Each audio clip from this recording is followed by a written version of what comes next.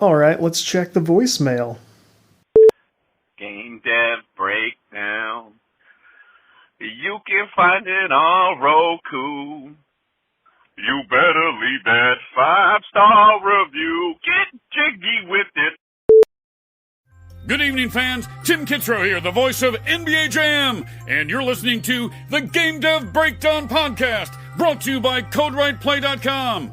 Whoa, boom shakalaka. My mom gave birth in 1985. I was bluer than a Pac-Man ghost, barely alive. In the Cold War, my only blanket was Tetris. I played Rampart with Reagan, rampaged the world for breakfast. The laundromat was my sanctuary, the arcade was my church. Welcome back to Game Dev Breakdown. Todd Mitchell here, you know me.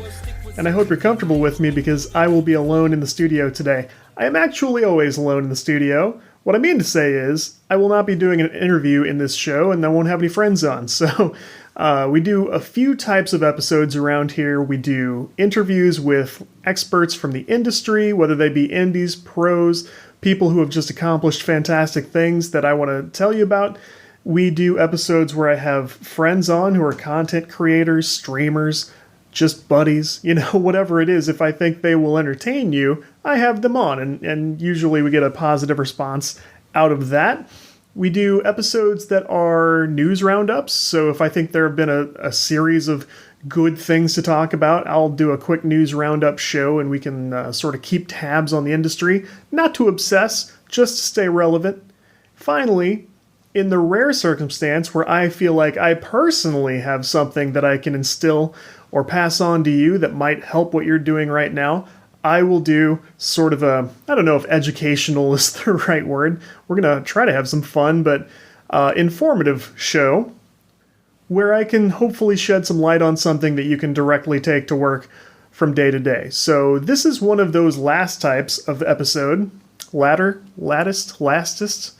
This is one of the lastest types of episode. Because in the past, particularly a couple of years ago, when we regularly talked to my buddy John Scheiber, who is a fantastic guitarist and runs a metal band and does promotion and sells albums and stuff, he had a lot of great insight on marketing and managing social media. We just talked community management with Matt Hill, and that was awesome, but that sort of spun off into discussion of websites. So we've talked about websites and how you could start one and run one on the show, but a couple of years have passed, and I feel like people are starting to feel a little bit differently about the role of websites. So this is an area I feel like I can help for a few reasons. One, there's a good chance you found this podcast through my website, CodeWritePlay.com. I started CodeWritePlay, I run CodeWritePlay, and it's far from the first website that I have run, so I've got that hands-on experience. I'm professionally trained in marketing and worked for a major web marketing company at one time. I did search engine optimization, web development. I've worked briefly in pay-per-click advertising, so I have been in charge of these things in the past, and there are a few reasons I think that I can help. So the way this topic came up is, after we talked community management, we talked about websites on Twitter and on Discord, and people had some sort of surprising stances on this, and I noticed they're changing over time. So whereas a few years ago everybody was like, yes, I have to just decide whether I need a studio website or a game website, and I'll take care of it from there. Okay, since that time, a few art forms have kind of taken off. Running your own itch page, designing your Steam page, and curating what information you're going to put there. And so I kind of understand how over time people have put less emphasis on a website. So there are sort of two versions of this. One is somebody says, I don't need a website because I have itch, or I don't need a website because I have Steam. And the other version is someone will recognize, like, I do need a website, but I don't know where to get started, or it's taking up too much of my time. So we're going to try to address all of that in this episode. So to answer the question, do you need a website? I maintain, even still, that you do. You do need a website, but I completely sympathize with people who go, that's going to be a giant pain, and I don't have time, or I don't understand, how to do it the best way. As for people who say, like, I still don't understand why I need a website, let's start by giving some bullet points just to hopefully bring most people on board with this stance. Okay, reasons you need a website. First of all, like I said before, I used to work in search engine optimization. And if you don't really know what that means, or you've heard it and you're not too sure how it works, the idea is you are making changes to your website and running your website in such a way that ideally it gets ranked as highly as possible in search engine results. And if you think that just means Google, you are correct. Not one other search engine matters to the majority of anyone. So, right or wrong. So, you're basically trying to do anything you can to go for that top spot on Google search results. People pay big money for this too. And it's also why you hear from spammers all the time or get cold emails from people you've never met who go, we know you've got a website, or, we know you've got a product, and we will put together a website for you that's guaranteed #1 in Google. First of all, that's a lie. That's a lie. You cannot guarantee that Google is going to put you on top no matter who you are. Let's not get too far ahead of ourselves. The #1 thing I would tell you about you needing or not needing a website, Google seems to lend extra authority to websites as it pertains to products, brands, stuff like that. Social media posts tend to get picked up by Google. All the App Store pages, all the Game Store pages, those will show up somewhere in Google, but you will get a lot more leeway and a lot more control if you have your own website where Google can go, if you're looking to play Bunny Festival 2, you need to search for that in Google, and here's bunnyfestival2.com. Don't go there. I don't know what it is. Don't come at me about that later. Point being, you're maximizing your search exposure if you have your own website. And once you have that website up, you can sort of broaden your content to go for terms like games about bunnies, games about festivals, stuff like that. And if you do the website management correctly, you can widen your audience just that way. So another reason is, and this is sort of an offshoot of that last one, you need marketing that's under your control. That's something you can't really do any other way. So you say, I've got my itch page. You get a lot of freedom about what you want to do and what you want to say on your itch page, but you don't get that same sort of weight of authority from Google. And when it comes to Steam and other, certain other places you can be listed, you don't get much control at all about how you want to present yourself or your game. And you don't have a spot where you can do it where other people can't weigh in. So, you can put up your game page, but Johnny Rando can come over and, try to review bomb you and try to troll your page and all this stuff. And it's not that people should not have a voice. I think there's a time and a place where other people should have influence over the perception of your product. You created this, you worked on this, you do deserve a place where you control the message and you can decide what people see without anyone else's influence. So that's another big reason to have a website still in this day and age. Here's another one. You need a central hub for resources. All these other places I mentioned, the Twitter, the Facebook, the Steam, the Itch, the Discord, everybody has a favorite place where they want to learn about games. As we talked about recently, Facebook is not the favorite for anyone, but all these others have people who prefer that place to learn about your game. So, maybe they want to buy it on Itch or Steam. Maybe they want to read about it on Twitter or follow it in the Discord. You need a place where you can direct people wherever they want to go. So if they do throw your search terms into Google and they go, I'd like to learn more about Bunny Festival 2, but I don't know where I came up with this. That wasn't in my notes or anything. Are they on Twitter? Where is their Steam page?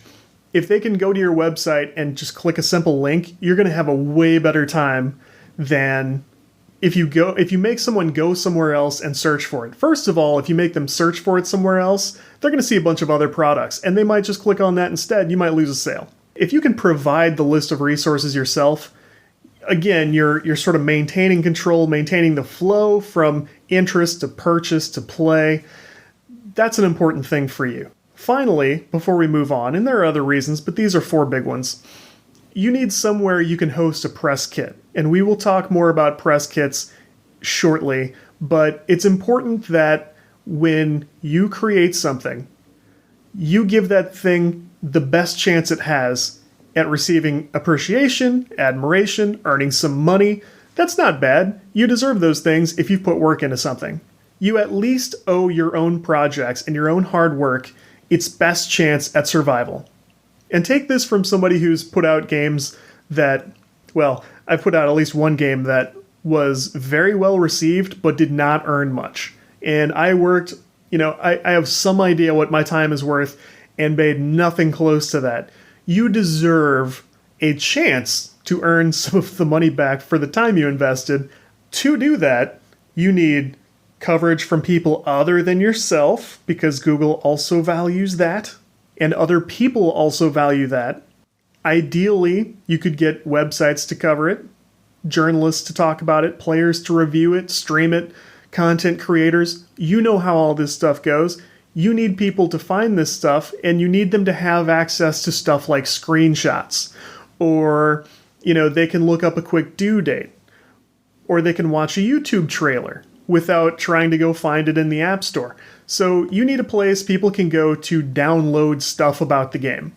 And the press kit is how you do that. So we'll talk about a few different ways you can do that. But by this point, I hope I've convinced you, you probably do need a website, and it is probably... Let's look at it this way. If you're going, okay, I see why you say I need a website, but it's still not worth my time, let me tell you, I'm going to give you ways to make it simple to have a website. So if you could simply have a website, hopefully you agree that it would be worth your time. With that in mind, let's talk about ways to make it easy. One way to make your web presence easy is you can sort of divide levels of web presence. And what I mean by that, you can probably think of websites you've been to where you pull up the URL and you find like one page with just basic information on it. Maybe you could even think of like somebody's wedding website. If people put up websites for their wedding, you can put one up for your game, don't you think?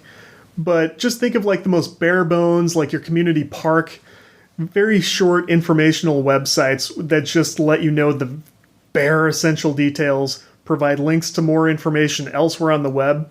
You can surely do that. And that gives you a chance at like some search results. That gives you a chance to send people to the correct store pages and stuff like that. Put up a few screenshots. You can do some version of that.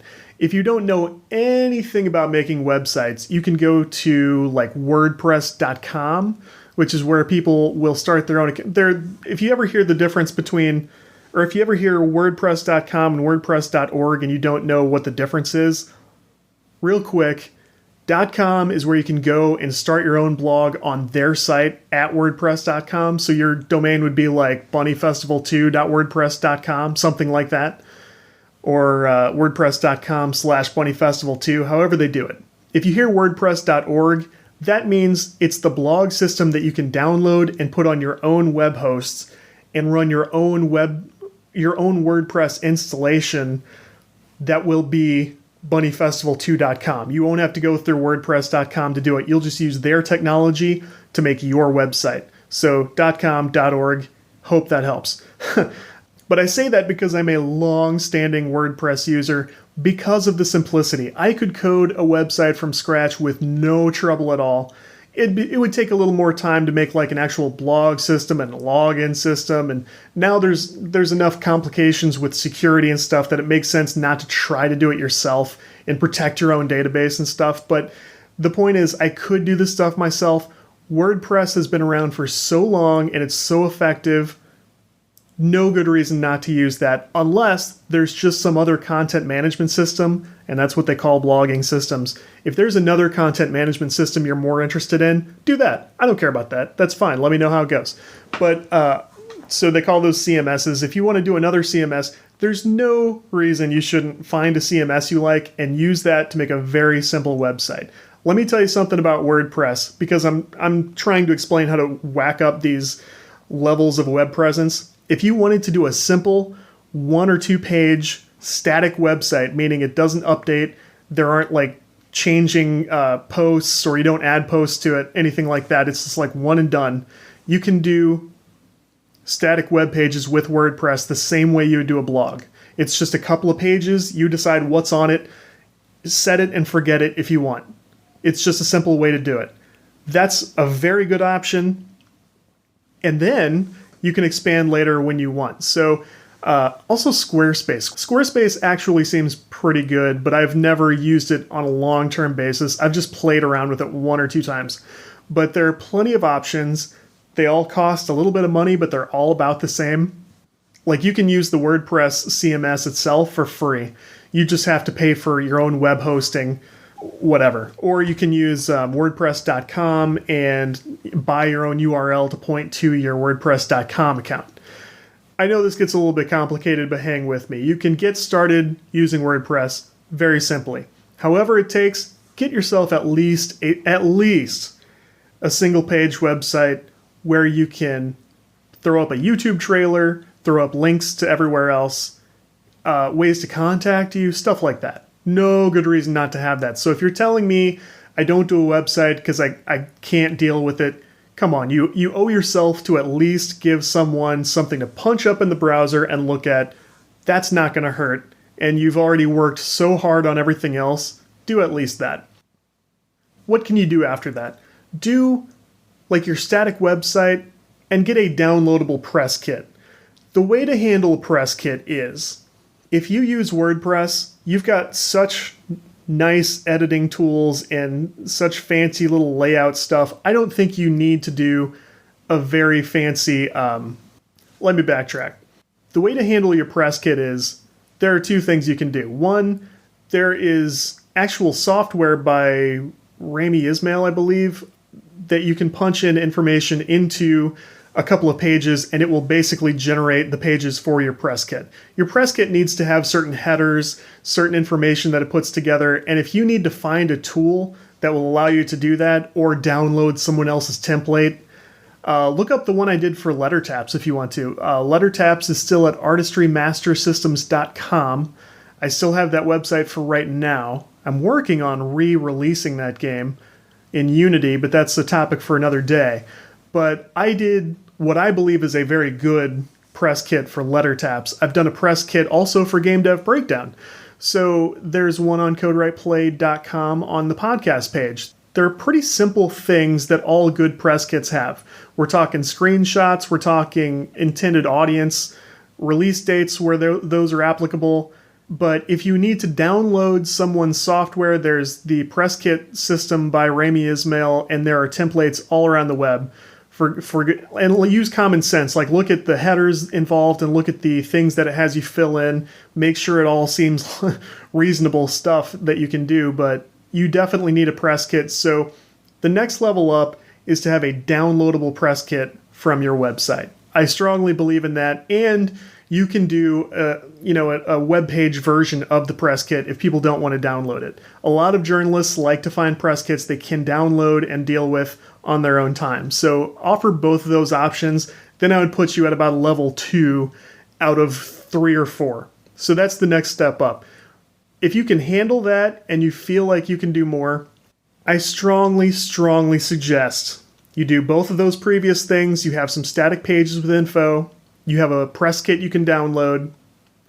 Then I strongly suggest you do some blog posts. So if you're using WordPress, WordPress is absolutely made for that. It's a blog system. That's what it is. If you use a different CMS, I'm sure in this day and age, it'll let you do regular post updates. And there are a few reasons for that. People want to see active websites. The more text content you put on your site that's related to what you're doing, the better those search results are going to get. So, I mean, CodeWrite Play has very effective search presence now, not because I used to work in the game and used to work with clients to help improve their search standings, but because of the sheer volume of content. I understand that when I do a thing like a podcast, I need to put up notes that include keywords about what we're doing. And this isn't trying to game the system. This is me trying to put up valuable content for people to find. So if they are searching for games about bunnies and games about festivals, you've done some posts and you have many chances of coming up in those search results. And over time, Google goes, this website talks a lot about bunny festivals, and it's not spammy keywords like they do blog posts and they do static pages, and they've got downloads you can do about bunny festivals, we consider them an authority on bunny festivals. And that's the idea. That's what they call it. They want you to be an authority in Google's opinion. And once you are, you have it made. So that's why a blog is such a good idea. So if you can do like a post a week or even a month, if you can do like medium to long posts including a lot of text about what you're doing that includes those valuable, phrases relevant to what you're doing, then you've got this growing content base that looks better and better all the time, and you're not doing anything sneaky or bad. You're just explaining to people what you're doing. Don't do a blog post that's just like bunny festival, bunny festival, bunny festival to bunny festival download. Don't try that. You will absolutely tank and kill your search results. Don't do that. That's not anything I told you to do. I said make nice, natural content, and that's what I told all my old clients too. Like, you're not trying to game the system, you're trying to be the best. And by being the best, you would be providing content that people are interested in next to your t-shirt store. Talk about how you make the t-shirts, talk about the best t-shirts in your opinion, make lists of t-shirts you like, stuff like that. There are natural ways to do that, and you can look further into that topic if you like, but I'm here to tell you, if you're just doing this, if you're providing valuable posts on a regular basis, you are going to get fantastic results. That is why when it comes to the question of do I make a studio website or a game website, I strongly advise a studio website that has pages for each game. Several reasons for that. For one thing, people come to your website to find one of your games and might leave to play another because they found another one of your products that they like. That's a good thing. You've got a much larger base of growing content. Your website can be more flexible. When you make another game next year, you don't have to think about like, crap, what now? Do I start a new website? Do I try to turn my current game website into a studio website? You're taken care of. Studio websites are fantastic. Very good idea there. So once you've done all of those things, you are going to be in pretty fantastic shape, and you really won't have put that much work into it. I mean, if you use a basic theme in WordPress and do very little customization, you can get a pretty good looking website out of it because you're doing something that naturally generates art. And so the biggest challenge when you're putting together a website is, how do I make it look pretty? If you're making a game, you've probably got some things that look pretty. And they can be rough art, whatever. People like that stuff. They like to see it. They feel like they're getting a behind the scenes look. And people feel more connected to you and to your product. So you really are in a position, whether you think so or not, to make a pretty great website. And if you want to ask me personally sometime about that, I can point you in the right direction with very simple steps, like hopefully I've done here. Let's spend the last few minutes of this episode, because I'm almost done harping on this topic for the week. Let's talk about some individual things you can include on your website and in your press kit to, set yourself apart, to make people stop and take notice, to sort of pique people's interest. Okay, so you need a website with special pages for your game that talk about the basics. You need the description of the game, you need the description of the style and the category, the status of where you're at in development. So if you don't have a release date, that's okay. Talk about when the game's coming out, or what stage you're at in development, and your best guess of when it might come out. Don't do a date before you're ready. Don't let me pressure you to do that, because that's just trouble. We all know that. Okay, YouTube trailers. I say YouTube trailers for a couple reasons. One, people are all familiar with embedded YouTube videos by now. They know they can hit this thing, they don't have to leave the website, and they can still see a video, just like they would on Steam or anywhere else that all feed off of YouTube. But they can stop and watch a video to give them some idea about what your game is about. That's very helpful. The other thing is, you're going to need YouTube trailers anyway for when you are ready to release. If you're not at release time yet, it's probably not too soon to have a trailer on standby, both for the website and for if anyone, maybe a publisher comes knocking and goes, hey, what's this look like? Or you just, meet a new friend on Twitter or something like that, and they go, wow, your screenshot of your game looks interesting. Is there anything else I can look at? Yes, look at this YouTube trailer. Great. Moving on, links to social media. Think of everything. Don't leave any stone unturned. Do Twitter, Facebook, Instagram, Discord. I don't care if your studio has a TikTok account. That's probably weird. If it does, show me, because I can't imagine what you'd be doing. But I'm still very interested in that. If you stream, like we talked about last week, if you do development streams, or you just do occasional playtesting streams, stuff like that, put up your Twitch or your YouTube gaming, whatever the case is. Good idea to have a Discord server set up. We already talked about that. Store links whether you're at launch or not. So, as you know, you can have people add games to their wish list on Steam. People can save things on itch.io and subscribe to updates and stuff. I don't know a thing about the Epic Store. I've not been there as a developer or as a player. I'm sure I will at some point.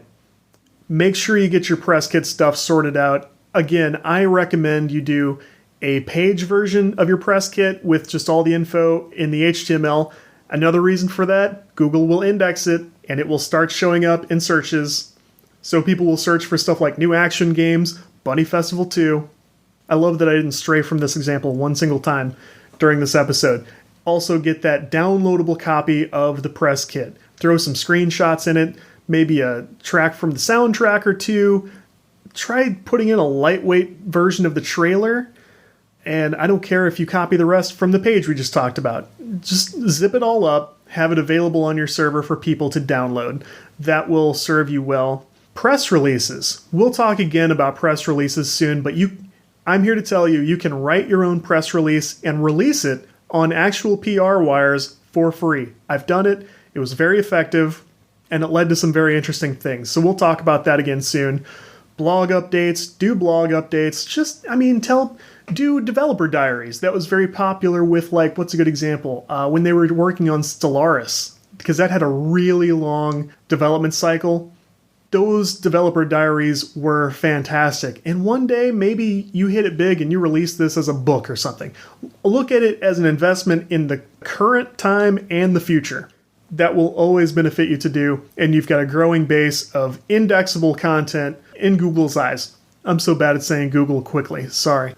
Photos, any photos. Now this includes screenshots, pictures of your setup, if you have an interesting workspace at home, or if you don't. People like seeing photos of games being produced. Don't be afraid to do that, and start yourself an Instagram at the same time. Believe me, there is just like on Twitter, there's a game dev community on Instagram. And players have caught on to that, and they sort of watch for that. It costs you almost no time at all. So your phone has a nice camera, snap a few pictures once in a while, and then think about bonus download. Always be thinking about bonus downloads you can put on the website. So whether that's different photos, soundtrack stuff, desktop wallpapers. Nobody does screensavers anymore. But anything you can think of that people might like, very small, mini demos, stuff like that. Have some bonus stuff on your website. That way you can give people a reason to check it out. And I'll have a chance to cut this off right at 30 minutes if I stop now. So let me know your thoughts on that. Let me know if I've convinced you need a studio website. And with that, I leave you. Talk to you next week.